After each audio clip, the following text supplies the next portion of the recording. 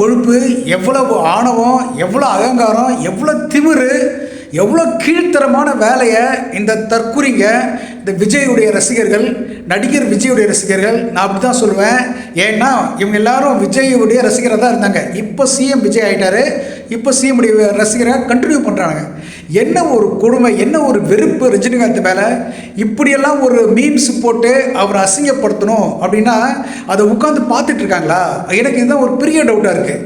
CM Vijay அவர்களே, தயவு செய்து பேசுங்க.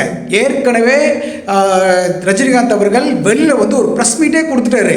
இந்த மாதிரி வந்து பண்ணிகிட்ருக்காங்க, அதாவது நான் வந்து பேசலைன்னா இந்த மாதிரி பொய்யெல்லாம் உண்மையாயிடும் அப்படின்னு வந்து ஒரு தன்னிலை விளக்கமே கொடுத்தாரு. அவ்வளோ பெரிய லெவலில் இருக்கவர்.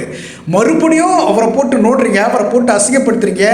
எப்பெல்லாம் ஒரு நல்ல விஷயம் நடக்கிற மாதிரி இருக்கோ, ரசிகர்கள் கொண்டாடுற மாதிரி இருக்காங்களோ, அப்போ வந்து இதை வந்து பர்பஸாக பண்ணுற மாதிரி தானே இருக்குது.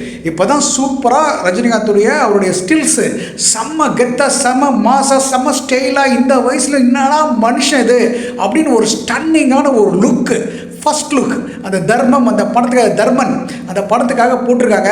வேற லெவலாக இருக்குது நம்ம தலைவர். அதை கொண்டாடும் போது அதை அப்படியே வெறுப்பேற்றணும், அதை அப்படியே அசிங்கப்படுத்தணும், அதை அப்படியே குத்தி நீங்கள் ஒன்றும் இல்லைனா காமிக்கணுன்ற மாதிரி இப்படி ஒரு மீம்ஸு உங்கள் ஆளுங்க வந்து போடுவாங்க தைரியமாக. அதுவும் வந்து சாதாரண ஆள் இல்லை, கரெக்டாக அப்ரூவ்டு பர்சன் நேமோடு போடுறாரு. என்ன போடுறாரு தெரியுமா? அதை படிக்கலாம், வயிறு எரியும். பஸ் யோ பாருங்க, யோ பஸ் கண்டக்டர் தானே, அடியா விசில் அடியா இப்படி போட்டு கீழே ஒன்று போட்டிருக்காங்க. CM Vijay with original, CM Vijay with OG original GOAT, greatest of all time. Conductor Dharman, எவ்வளோ ஒரு வன்மம். அவர் சிஎம் விஜய் ஒரிஜினல் கோட், ஓகேயா, greatest of all time. Underline conductor Dharman. அதாவது தர்மன் படத்துக்கு வந்து இந்த ஸ்டில்ஸ்லாம் போட்டிருக்கோம். அதை வந்து கேவலப்படுத்திட்டு ஒரு கண்டக்டர் மாதிரி ஒரு இது மார்க் பண்ண ஒரு இமேஜை உட்கார வச்சு, நாங்கள் சிஎம்டா நீ கண்டக்டரா விசில் ஊது அப்படின்னு சொல்கிறானுங்க. வயிறு எரியுது. இவ்வளோ ஆணவம், அகம்பாவம், இதெல்லாம் வந்து நம்ம சிஎம் விஜய் வாயை திறந்து ஏதாவது கேட்க மாட்டாரா? ஆட்சி நடக்குது, அவ்வளோ அவலங்கள் நடக்குது. அங்கே பாட்டுக்கு அப்போசிஷன் லீடர் உதயநிதி ஸ்டாலின் சட்டசபையில் வந்து அழகாக நாட்டு மக்கள் படுற அவஸ்தையை ஒன் பை ஒன்னாக சொல்கிறாரு. பாருங்க, விவசாயிங்க போராட்டம் நடத்துகிறாங்க, ஒழுங்காக நீங்கள் கடத்தில் இப்படி பண்ணலை, எலக்ட்ரிசிட்டி டெய்லி ப்ராப்ளமாக இருக்குது, எங்கள் 5 வருஷம் க்ளீனாக இருந்தது, இந்த ஒரு மாதமாக என்ன ப்ராப்ளம் பண்ணிட்டுருக்கீங்க, என்னைக்கு ஃபிக்ஸ் பண்ணுவீங்க அப்படின்னு மக்களுக்கான குரலாக பேசுகிறாரு. டெய்லி கொலைகள், குற்றங்கள் அதிகமாகிட்டே இருக்குது, என்ன பண்ணிகிட்ருக்கீங்க, எப்போ ஸ்டாப் பண்ணுவீங்க? ஒரே ஒரு பொண்ணு அங்கே இறந்ததுக்கே சிஎம் ஸ்டாலின் அவர்களே தூங்கிட்டு இருக்கிறீங்களா, என்ன பண்ணிட்டு இருக்கீங்க, ஆட்சியில் உட்காந்து என்ன பண்ணிட்டு இருக்கீங்க, நாங்கள் கேட்போம் அப்படின்னு வெறியா பேசின ஒருத்தர் டெய்லி 1 இல்லை 2 இல்லை பச்சை பிள்ளைங்க அப்படியே அந்த பணத்தை போஸ்ட்மார்ட்டம் கூட பண்ணிட்டு அவங்களே இருக்கிறாங்க, எதுவுமே கேட்காம இருக்கிறீங்களா? அப்படி மனுஷங்களுடைய குரலாக பேசுகிறாரு. வாயே திறக்க மாட்டேங்கிறீங்க, வாயை திறங்கன்னு பேனர் அடிக்கிறீங்க. ஆனால் என்ன பேசுனீங்க?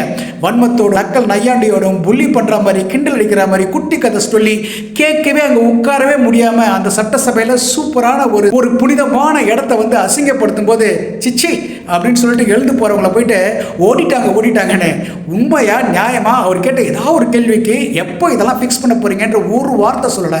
அதே தான் இப்போ கூட பாருங்க, அந்த ஜூலி பொண்ணு கதறிச்சு வல்கர் வாரியர்ஸ் இப்படி அசிங்கமாக பண்ணுறாங்கன்ட்டு. இப்போ கூட பாருங்க ஏன் வீடியோவில் எவ்வளோ வந்து வன்மம் அசிங்கமாக பேசிகிட்டே இருக்கானுங்க. இதை வந்து நீங்கள் தடுக்கவே மாட்டீங்களா? அப்படி அப்போ தடுக்க மாட்டீங்கன்னு என்ன அர்த்தம்? அதை தான் உதய் சொன்னார். அதாவது இந்த பாகுபலியில் வந்த டைலாக் தான் கன்வெர்ட் பண்ணி சொன்னார். நிரந்த சபையில் ஒரு தவறு நடக்கிறது என்றால் அதை பார்த்து கொண்டு வாய் மூடிட்டு இருக்க பெரியவர்களும் பெரிய தவறு இழைப்பதாக கருதப்படுவார்கள். அதைத்தான் உதய் வந்து அன்னைக்கு பேசும்போது, தீய விஷயம் ஒன்று நடக்கும்போது டாப்பில் இருக்கவங்க அந்த விஷயத்தை கண்டுக்காமல் இருந்தாங்கன்னா அவர்களும் தீமை செய்தவர்களால் தான் கருதப்படுவார்கள் அப்படின்னாங்க. புரிஞ்சுதா? அப்படி தான் நீங்கள் பண்ணிட்டுருங்க, விட்டுட்டு வேடிக்கை பார்க்குறீங்களா?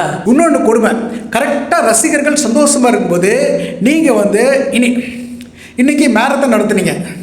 இன்றைக்கி மேரத்தான் நடத்தும்போது எல்லோரும் ஒரே ட்ரெஸ் தான் போட்டு வருவாங்க. நீங்கள் மட்டும் வேறுட்டு ஒரு தனியான ஒரு ட்ரெஸ் போட்டு அந்த கூலிங் கிளாஸை காப்பி அடிச்சு போடுற மாதிரி. இதை நான் சொல்லாமல் வேணாமல் தெரில, ஏன்னா ஐ எம் நாட் ஷோர் 100%. இது எனக்கு ஷோராகவே இல்லை. I can be totally wrong also. But still என் மனசில் தோணுது சொல்கிறேன். தலைவர் அவ்வளோ ஸ்டைலாக கெத்தாக அப்படி கிளாஸ் போட்டு வேறு லெவல் போஸ்டர் தர்மன் வந்தவுடனே இவனுங்க வந்து இவ்வளோ அசிங்கப்படுத்துகிறாங்க.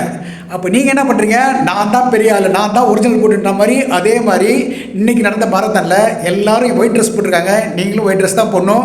ஏன்னா பிஎம்ஏ வந்து ஒரு ரேலி நடத்தினாலும் சரி, யோகா குரூப் வச்சு நடத்தினாலும் சரி, அந்த குரூப் என்ன ட்ரெஸ் போட்டிருக்கோ அதை தான் போட்டிருப்பாங்க. எவ்வளோ பெரிய கம்பெனி, கார்ப்பரேட் கம்பெனி நடத்துகிற மாரத்தானில் கூட அந்த கார்ப்பரேட் சிஓ இவங்க என்ன போட்டிருக்காங்களோ அதான் போட்டிருப்பாங்க. ஆனால் நீங்கள் மட்டும் வேறு ட்ரெஸ் போட்டு something similar to the same type of class, Rajini போட்டு கிளாஸ் மாதிரியே போட்டுட்டு அதே ஸ்டைலாக ஹேர் ஸ்டைலில் மாற்றிக்கிட்டு நான் தான்ப்பா ஸ்டைலு, நான் தான்ப்பா எங்கன்னு இப்போ நிறைய பேர் வந்து விசில் அடிச்சா கொஞ்சங்கள்லாம் பேட்டி கொடுத்துட்டே இருக்காங்க. ஸோ அதை டைவர்ட் பண்ணி இதை பண்ணணுன்றதுக்காக பண்ணிங்களா தெரியல.